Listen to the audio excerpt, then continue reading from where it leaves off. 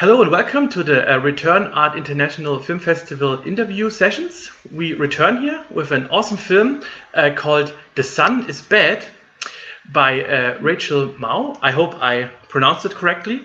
I'm sitting here with Rahh Fleur, who is the graphic director of the festival. And we are very pleased to have you on the festival, and we love your film. And maybe you give the audience a little bit of idea what the film is about. The Sun is Bad. Yeah, so The Sun is Bad is a 2D animation film with 3D background, and is set in the late 80s of Hong Kong.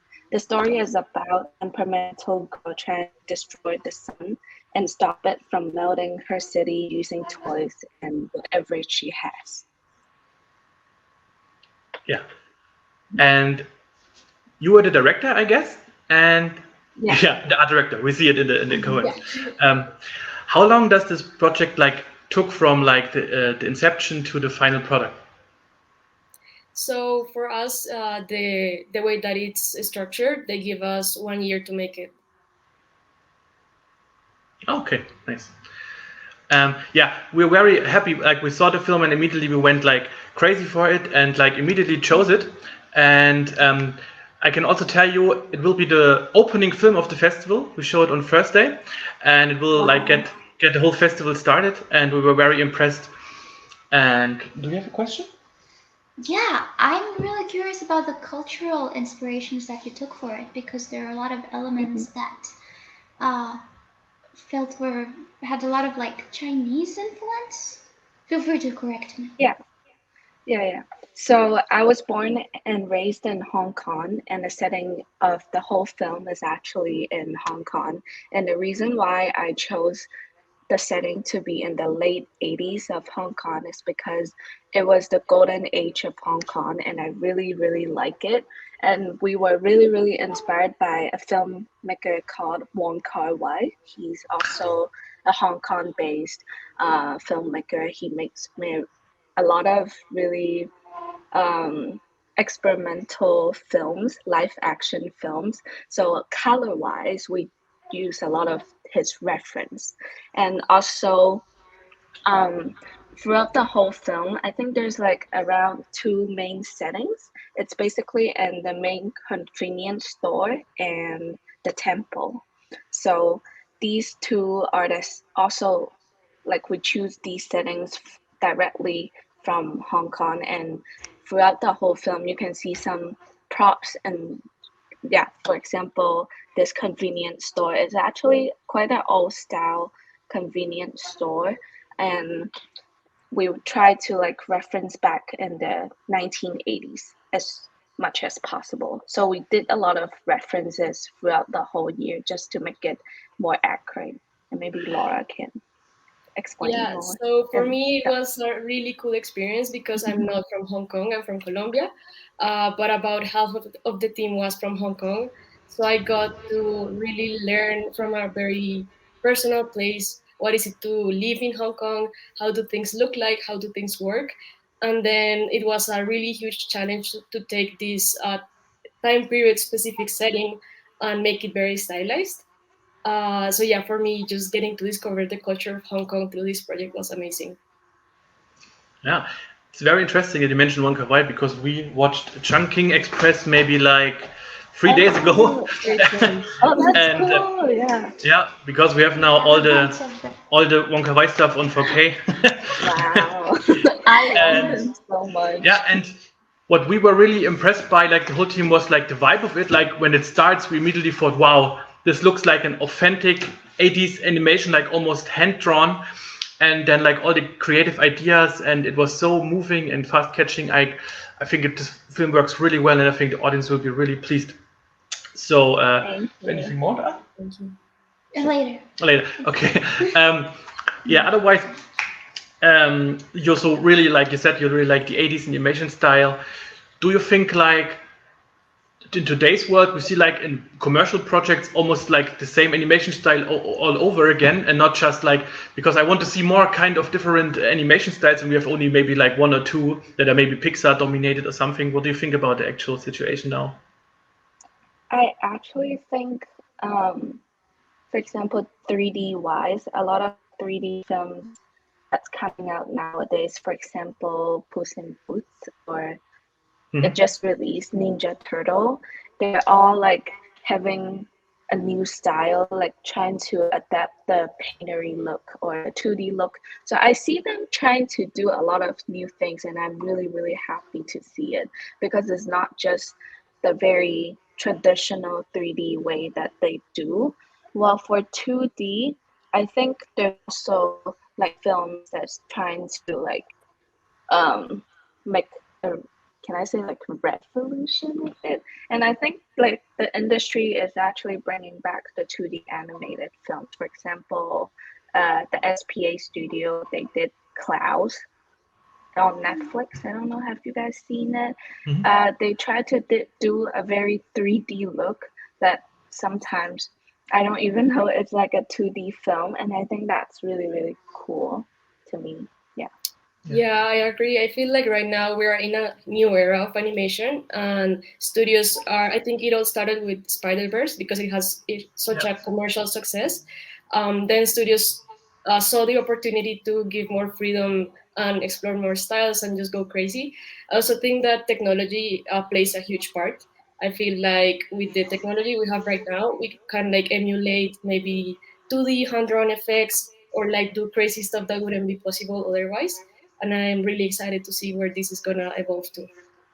Yeah, and as again, I really love the idea of your film, and it's also very we have a lot of heavy films, and this is more of a lighter touch, but with very much heart in it, and it's what I really enjoy about it. Do you want to say something? Thank you. Yeah, when it comes to the animation, was there a specific scene that you particularly struggled with? Because I was very impressed with the fight scenes, I was impressed with the amount of detail you put in the backgrounds, but like animation is Um, extremely difficult.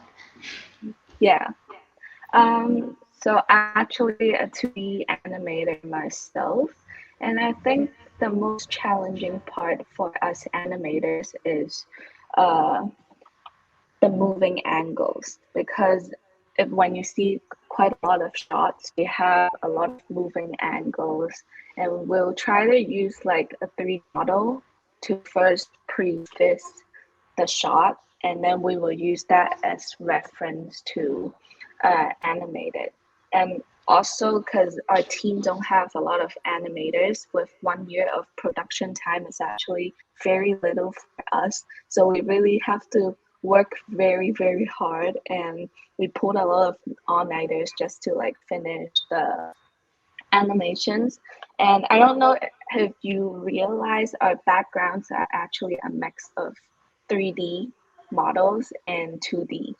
Yeah, so Laura can talk about the 2D Yeah. part later. So for Yeah. me, I saw the animators struggling, but for me, the most challenging thing was taking our style, which was very like had a lot of lines, like very wavy lines and flat colors.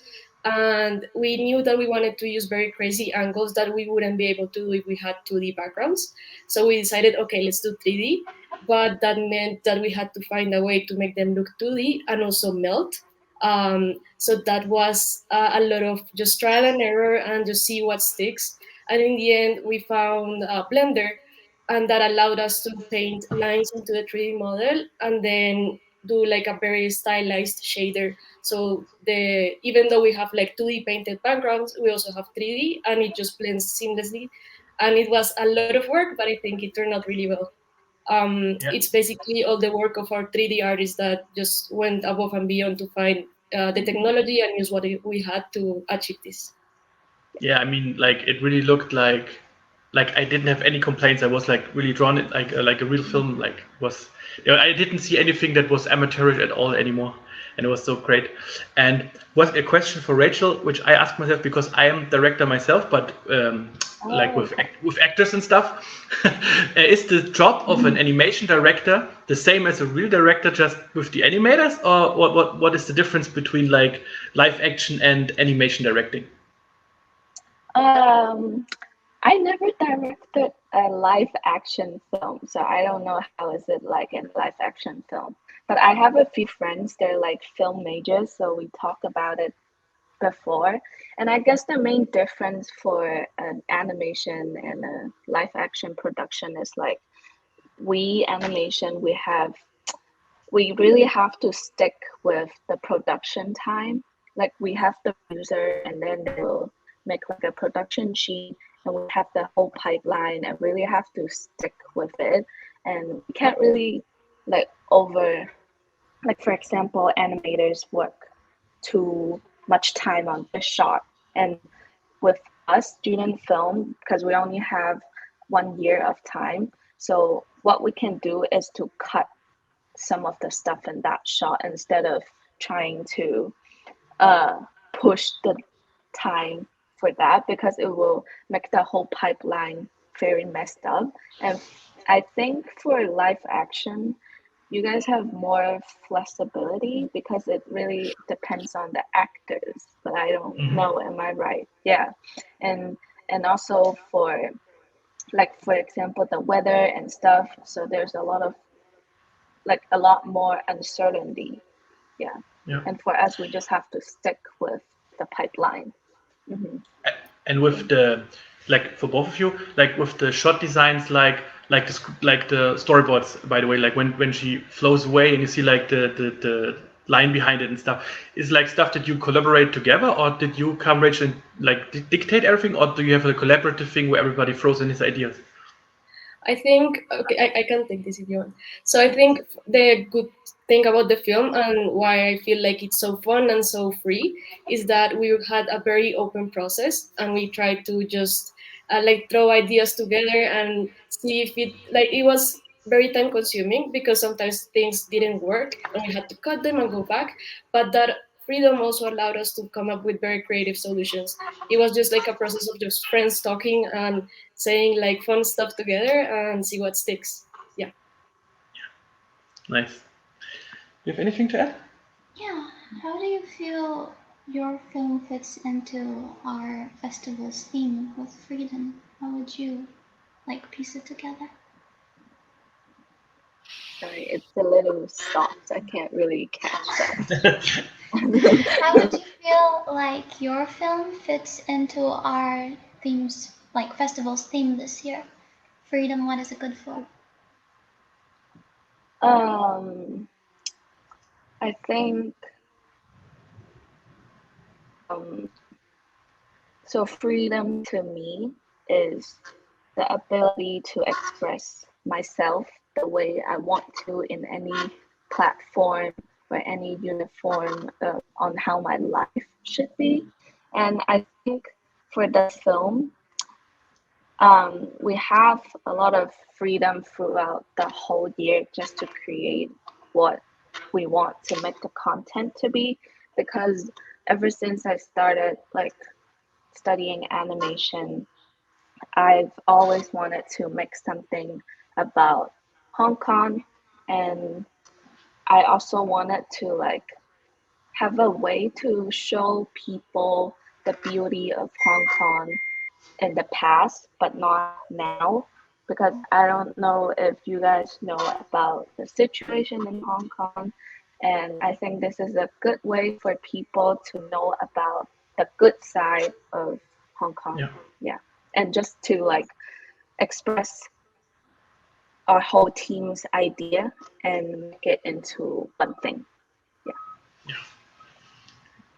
Yeah. Laura, For you me, also want to? go ahead. No, I just want to ask you your stance on it. Okay, so for me, in terms of art direction, I think this film is just an expression of freedom in the way that we could just make whatever we wanted. I could like really push what I think looks good aesthetically and not have to like consult maybe a higher production company that might not agree with these decisions.